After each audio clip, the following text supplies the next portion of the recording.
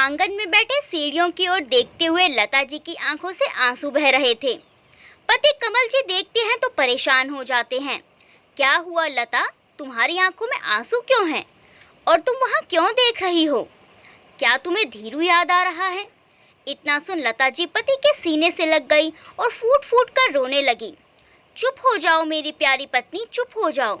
मुझे मालूम है तुम क्या सोचकर रो रही हो। धीरू का बचपन याद करके रो रही हो ना। इस घर में इन सीढ़ियों पर उसका बचपन गुजरा है और इन सीढ़ियों से तो उसका गहरा नाता था। बार बार इन्हीं पर चढ़ता और गिरता रहता था। खाना पीना भी इसी पर बैठकर होता था उसका। लता जी उसकी बातें सुनकर मुस्कुराई और बोली, हाँ जी, बच्चे कैसे होते हैं, जो चीज़ पसंद आ जाए उसी के पीछे लग जाते हैं। ऐसा ही धीरू है, बहुत जिद्दी है हमारा बेटा। लेकिन जब वो घर था तो कितनी रौनक थी। बच्चों को जन्म देकर पाल पोस कर बस डले से ढोकर बैठ जाते हैं, लेकिन उनके भविष्य के लिए उनकी जुदाई का गम भी सहना पड़ता है। दोनों बातें करते रहते हैं। उधर मुंबई में धीरज, पता नहीं माँ बाबूजी मानेंगे या नहीं। ना जाने उनका क्या रिएक्शन होगा मेरी बात सुनकर। भगवान करे माँ बाबूजी इस रिश्ते के लिए खुशी खुशी मान जाएं। यदि उन्होंने ऐसा नहीं किया तो क्या होगा? तनीषा के सामने क्या मुंह लेकर जाऊंगा मैं? 3 साल बाद इतनी मुश्किलों से राजी हुई है वह। धीरज इन्हीं सोचों में गुम था कि उसकी सोचों का सिलसिला तब टूटा जब स्टेशन से चढ़ने वाली भीड़ में से एक यात्री ने धीरज की तरफ इशारा करते हुए कहा, अरे भाई साहब, किन सोचों में गुम हो? थोड़ा आगे खिसको, जरा हमें भी बैठने की जगह दो। धीरज बिना कुछ बोले अपनी सीट पर सिमट कर बैठ गया और खिड़की से बाहर देखने लगा। देखते ही देखते वह फिर से अपने ख्यालों की दुनिया में डूबता चला गया। तनीषा से जुड़ी हसीन यादों के संग बहता चला जा रहा था। बात उन दिनों की है जब तनीषा और धीरज दोनों ही टेलीविजन की दुनिया में पांव जमाने के लिए संघर्ष कर रहे थे और मुंबई लोकल ट्रेन में धक्के खाकर यात्रा करना उनके रोजमर्रा की दिनचर्या का हिस्सा हुआ करता था। रोज की तरह आज भी बड़ी बड़ी गहरी आंखें, दूध से उजली रंगत और सामान्य से ज्यादा कहीं खूबसूरत नैन नक्श वाली लड़की प्यारी सी मुस्कान के साथ सामने वाली बर्थ पर आकर बैठ गई। उसके आते ही धीरज की धड़कन जैसे ट्रेन की रफ्तार की तरह तेज हो चली थी, पर बिना कुछ बोले दिल पर काबू रखते हुए वह बस कनखियों से देखता रहा। वैसे तो तनीषा के नाम का दिया पहले दिन से ही धीरज के दिल में रोशन हो गया था, पर आज तक उस मोहिनी सूरत वाले से बात करने की हिम्मत ना जुटा पाया था। लेकिन उसे क्या मालूम था कि प्यार की जो ज्वाला उसके मन में जल रही है, भला तनीषा उस ज्वाला से अपना आंचल कैसे बचा सकती थी। वह भी मौका मिलते ही धीरज पर अपनी प्यार भरी नजर डालना नहीं भूलती थी। उसकी बातों का सिलसिला तब शुरू हुआ जब एक दिन देर रात को यात्रा करते हुए अंधेरे स्टेशन से चढ़ने वाले लोफर लड़कों के ग्रुप से बचाकर धीरज ने तनीषा को सुरक्षित उसके कमरे तक पहुंचाया। यह दोस्ती कब प्यार में बदल गई उन्हें पता ही नहीं चला। इन्हीं सोचों की उधेड़-बुन में धीरज अपने कस्बे औरंगाबाद पहुंचा। उम्मीद के अनुसार हमेशा की तरह दरवाजा माँ ने ही खोला। अपने सामने यूं अचानक धीरज को देखकर लता जी तो खुशी से झूम उठी और धीरज के पिताजी कमल जी को आवाज लगाई, अरे धीरज के पिताजी बाहर आइए, देखिए तो कौन आया है। पत्नी की आवाज सुनकर कमल जी बाहर आते हैं। वह भी बेटे को देखकर खुशी से फूले नहीं समाते और बेटे के सर पर प्यार से हाथ फेरते हैं। दोनों माता पिता को अपने इकलौते बेटे धीरज से मिलकर दिल को करार आ गया था। लता जी ने अपने बेटे की पसंदीदा मटर पनीर की सब्जी बनाई और धीरज को अपने हाथों से खिलाई। लता जी तो बेटे की आने की खुशी में जैसे सुध-बुध ही खो बैठी थी, लेकिन कमल जी ने बेटे की चेहरे पर पसरी परेशानी को साफ पढ़ लिया था। उन्हें लगा कि बेटे की परेशानी का कारण मुंबई जाकर फिल्मी दुनिया में काम ना मिलना है।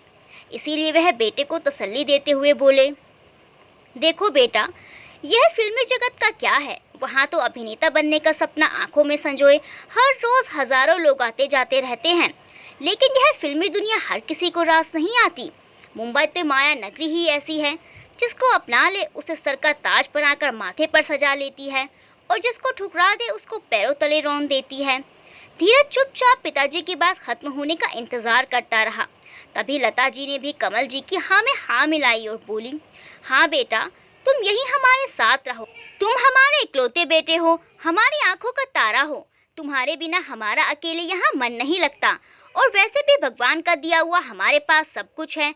खुद की ज़मीन है, अनाज है, फल सब्जियां, ताज़ा दूध, घी। भगवान की दया से किसी चीज़ की कमी नहीं है। और फिर तुम हो भी तो हमारे इकलौते बेटे, यह सब आखिर तुम्हारा ही तो है। बेटा तुम फिक्र मत करो, हमारे साथ रहकर खेती में हाथ बटाओ पिताजी का, और बागों की भी अच्छे से देखभाल करो। उनको कहाँ मालूम था कि बेटे की परेशानी का कारण तो कुछ और ही है। माँ जी की बात पूरी हुई तो धीरज बोला कि माँ पिताजी, ऐसी कोई बात नहीं है। मुझे फिल्मी दुनिया में काम ना मिला तो क्या हुआ, कैमरामैन की नौकरी भी कोई बुरी नहीं है। दरअसल बात यह है कि छोटे पर्दे पर काम करने वाली एक अभिनेत्री मुझे पसंद आ गई है। वह भी मुझे पसंद करती है और हम दोनों शादी करना चाहते हैं। बस आप दोनों का आशीर्वाद चाहिए। हमारे रिश्ते की बात करने ही मैं आपसे मिलने औरंगाबाद आया था। धीरज की बात सुनकर दोनों माता पिता एक दूसरे का मुंह देखने लगे। कमल जी ने सहजतापूर्वक बेटे से कहा, आखिर कौन है वह, हमें भी तो उसका नाम बताओ। धीरज ने जैसे ही तनीषा का नाम लिया तो दोनों माता पिता चौंक गए। लता जी बोली, हे भगवान, वही तनीषा जो कुमकुम भाग्य नाटक में अनु की जालिम ननद का किरदार निभाती है। वह जालिम विलन, उसी की बात कर रहा है ना तू। धीरज इससे पहले कुछ बोलता, लता जी ने फिर से बरसना शुरू कर दिया। हे भगवान, मेरे बेटे को उस चुड़ैल ने अपने जाल में कैसे फंसा लिया। वह तो मुझे फिल्मी पर्दे पर ही इतने निर्दयी और क्रूर लगती है। बेचारी अनु पर हर समय अत्याचार करती रहती है, सताती रहती है दिन भर उसे, और फंसाने की साजिशें करती रहती है। अगर वह चुड़ैल इस घर में बहू बनकर आ गई तो सत्यानाश हो जाना है इस घर का। धीरज माँ की बातें सुनकर हंसते हुए बोला, अरे मेरी भोली भाली माँ, आप ये बात को कहाँ से कहाँ ले गई। मेरी प्यारी माँ, फिल्मी दुनिया अलग होती है और असल दुनिया अलग।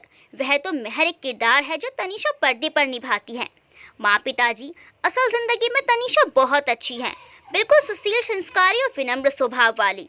धीरज की बात को काटते हुए कमल जी बोले, बेटा तुम ना समझ हो, तुमने अभी वह दुनिया नहीं देखी जो हमने देखी है।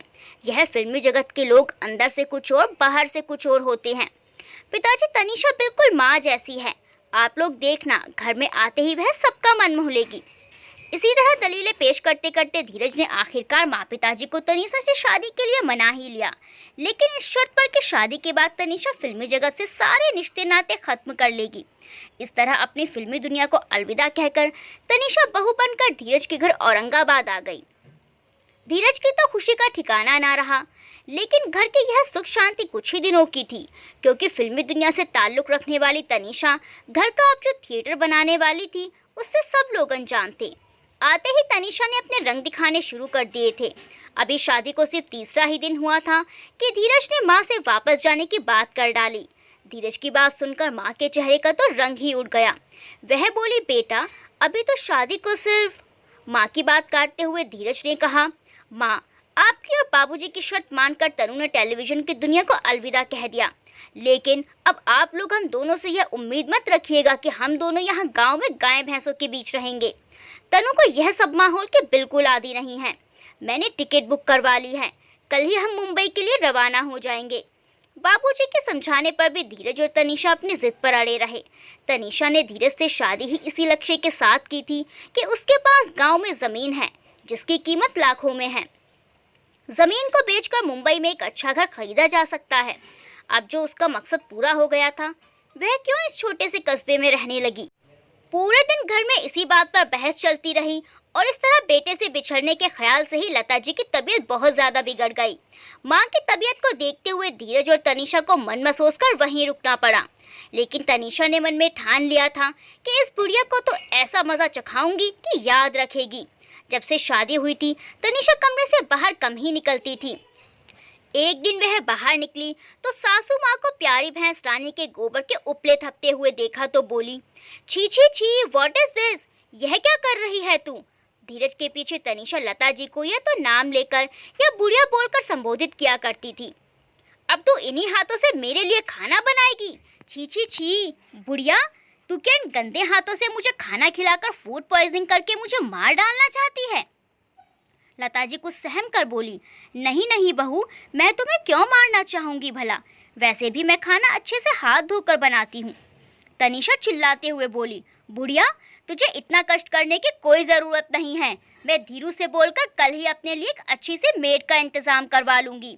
बल्कि तू ऐसा कर बुढ़िया, आज भी मेरे लिए खाना मत ही बना, मैं अपने लिए पिज्ज़ा ऑर्डर कर लूँगी। वैसे भी जब से मुंबई से आई हूँ अपने फेवरेट फास्ट फूड को भी तरस गई हूँ। तू ही बना इन गोबर वाले हाथों से अपने लिए खाना। लता जी चुपचाप खड़ी सब सुनती रही। शाम का वक्त था। आंगन में बैठे दोनों दंपति बातें कर रहे थे। तभी बहू कमरे से गाना गुनगुनाते हुए बाहर निकली और बाथरूम में घुस गई। उसको गाना गाते देख दोनों एक दूसरे का मुंह देखने लगे और फिर बातों में लग गए। थोड़ी देर बाद जब बहू नहाकर तौलिया लपेटकर बाथरूम से निकली तो बहू को ऐसी अवस्था में देख दोनों सास ससुर के चीखें निकल पड़ी। हाय राम, हे भगवान! जल्दी से सास पलंग से खड़ी हुई और आंगन में सूख रही साड़ी उतारकर बहू के ऊपर डाल दी। बहू आग बबूला हो उठी और साड़ी को दूर फेंक कर मारा और सास को धक्का देते हुए बोली, हाउ डेयर यू, तुम्हारी हिम्मत कैसे हुई मुझ पे साड़ी फेंकने की? यू ओल्ड पीपल, आजकल के फैशन का भी नहीं पता तुम लोगों को। मुझे टॉवल में देखकर रिएक्ट तो ऐसे कर रहे हैं जैसे कोई भूत देख लिया हो। अगर ज्यादा चू चपट की ना तो ये टॉवल भी उतार फेंकूंगी, समझे बुड्ढो? इतना सुनकर ससुर जल्दी से कमरे में जा पहुंचे। सास भी पीछे पीछे कमरे में चली गई। ये क्या हो गया जी, हमारे घर का तो सत्यानाश हो गया ऐसी बहू आने से। क्या सोचा था हमने अपने इकलौते लड़के के लिए, लेकिन ये क्या हो गया। कोई संस्कारी लड़की आती तो घर को स्वर्ग समान बना देती, हम भी चैन सुकून की सांस लेते और चैन सुकून से ही मर जाते। लेकिन लता जी ने दुखी स्वर में कहा तो कमल जी भी दुखी मन से बोले, ऐसी बहू हमारे यहाँ दूर दूर भी नहीं है। अभी इतना कुछ हो रहा है, आगे पता नहीं क्या क्या देखने को मिलेगा। दोनों अफसोस से सर पकड़ कर बैठ जाते हैं। तभी बाहर से धीरज के आने की आहट सुनते हैं तो कहते हैं कि हमें धीरज से बात करनी पड़ेगी। दोनों खड़े होकर कमरे से बाहर निकलते हैं, लेकिन उनके बाहर आने से पहले ही धीरज अपने कमरे में घुस जाता है और कमरे से बहू के बोलने की आवाज़ें आती हैं। दोनों दंपति फिर से कमरे में आकर बैठ जाते हैं। आज की बहू की इस हरकत से उनका दिल बैठा जा रहा था। ये कोई छोटी मोटी बात नहीं है, ये घर की मान मर्यादा की बात है। इसीलिए दोनों को बहुत चिंता सता रही थी। साथ में उन्हें धीरज और इस घर की भी चिंता सता रही थी। आने वाली पीढ़ी का क्या होगा? क्या जरा भी मान मर्यादा का ख्याल नहीं होगा? बड़ों का आदर सम्मान क्या होता है, क्या आने वाली पीढ़ी ये भी नहीं जान पाएगी? ये सब सवाल उनके मन में समुद्र में आई सुनामी की तरह उठ रहे थे। तभी बेटा गुस्से से लाल कमरे से बाहर आता है और माँ बाप को खरी खोटी सुनाने लग जाता है। मम्मी पापा, आपको क्या जरूरत है तनु को कुछ कहने की कि वो मेरी पत्नी है, मुझे पता है उसे कैसे रखना है। आपको तो उसकी हर चीज में कमी नजर आती है, वो चाहे तौलिया लपेट कर बाहर आए या बिना तौलिया लपेटे। आपको कोई हक नहीं है उसे कुछ कहने का। आप लोग उसकी तरफ देखते ही क्यों हो? वो मॉडर्न लड़की है, मॉडर्न, खुली विचारों की। आपको मालूम तो है नहीं आज के दौर का, आज के फैशन का। पुराने दौर में जी रहे हैं अभी भी। अरे अपनी सोच बदलिए, अपना नजरिया बदलिए, तभी समाज बदलेगा। धीरज गुस्से में एक सांस में बोले जा रहा था और अपने माता पिता का अपमान करने में कोई कसर बाकी नहीं छोड़ रहा था। उसके माता पिता एक टक उसके मुंह को देखे जा रहे थे। ये वही बेटा है जिसे हमने बोलना सिखाया है, जिसे हमने चलना सिखाया है, जिसे हमने इस समाज में जीना सिखाया है। आज वही बेटा हमें सोच बदलने, नजरिए बदलने का मशवरा दे रहा है। जरा भी शर्म नहीं कर रहा है, कैंची की तरह जबान लड़ा रहा है। यही बातें दोनों माता पिता के दिमाग में दौड़ रही थी, लेकिन अब बोल भी क्या सकते हैं जब अपनी सोच ऐसी बना ली हो तो। लेकिन फिर भी कमल जी खुद को बोलने से रोक नहीं पाए। धीरज, बहू की आज हरकत पर तुम पर्दा डाल रहे हो, जबकि आज की हरकत पर्दा डालने वाली नहीं है। आज पर्दा डाल रहे हो, कल ना जाने वो क्या क्या करेगी। तुम्हें शर्म आनी चाहिए पत्नी की हरकत को सही ठहराते हुए। कल बहुत पछताओगे तुम धीरज। हाँ हाँ, मैं खुद देख लूंगा। यह कहते हुए मस्त-मगन होकर कमरे से बाहर चला गया। दोनों फिर से सर पकड़ कर बैठ गए। 2 दिन बाद घर में 2 लड़के आए तनीषा से मिलने। तनीषा भी उनसे बहुत मित्रता पूर्वक मिली और अपने कमरे में ले गई और धीरज को नाश्ता पानी लाने भेज दिया। ये देख दोनों माता पिता चिंताजनक हो उठे। बेटे ने नाश्ता लाकर माँ के हाथ में थमा दिया और जल्दी से तैयार करके खुद को आवाज देने के लिए बोला। माँ ने नाश्ता तैयार किया और बेटे को आवाज लगाई। बेटा आया और नाश्ता उठाकर कमरे में ले गया। कमरे से बहुत हंसी मजाक की आवाज आ रही थी, जो माता पिता के सीने पर वार कर रही थी। वह दोनों लड़के 2 घंटे में गए और फिर हर रोज उनका आना जाना रहने लगा। माँ से कभी नाश्ता बनवाते तो कभी खाना। कमल जी गुस्सा हुए तो धीरज ने फिर उनका अपमान किया। बेटा, यह सब ठीक नहीं है। हमारे घर में यूँ गैर लड़के आ रहे हैं, घर के बहू के साथ यूँ हंसी मजाक कर रहे हैं। ये विनाश का कारण बन सकता है। पापा, आपको हर बात में विनाश ही नजर आता है क्या? ये उसके दोस्त हैं, अगर आ भी गए तो कौन सा आफत आ गई। धीरज अपने पापा पर भड़कने लगा और पत्नी के पास चला गया। तनु धीरज को कहती है, धीरू, मुझे एक सीरियल में लीड रोल का ऑफर मिल रहा है। अच्छा, यह तो बड़ी खुशी की बात है, धीरज ने खुश होकर कहा, लेकिन एक शर्त पर। कैसी शर्त? धीरज ने उत्साह पूर्वक पूछा। वो शर्त यह है कि मुझे विनय के साथ मुंबई में ही रहना पड़ेगा। विनय और रवि तनिषा के पास आने वाले लड़कों के नाम थे। लेकिन क्यों? विनय के साथ ही क्यों? विनय ही वो रोल मुझे दिला रहा है, क्योंकि उस सीरियल में विनय ही लीड रोल में है, तो उसके साथ ही रहना है मुझे। नहीं तनु, तुम उसके साथ नहीं रह सकती, तुम मेरी पत्नी हो, मैं इसकी इजाजत नहीं दूंगा तुम्हें। अच्छा, अब तुम मुझे इजाजत दोगे मुझे कहाँ रहना है कहाँ नहीं, किसके साथ रहना है किसके साथ नहीं? तनु ने गुस्से में बोला। तो इस बात को लेकर दोनों में बहस हो गई और तनु ने धीरज पर हाथ उठा दिया। माता पिता को सब आवाज आ रही थी, दोनों परेशान हो रहे थे। धीरज गुस्से में बाहर भाग गया और तनु सो गई। दोनों माता पिता अपने बेटे के लिए परेशान हो गए। कमल जी रात में ही अपने बेटे को ढूंढने गए तो वह नुक्कड़ पर चबूतरे पर बैठा था। कमल जी उसे मनाकर घर ले आए और उसे कमरे में भेज दिया। कमरे में दोनों पति पत्नी की सुलह हो गई और सो गए।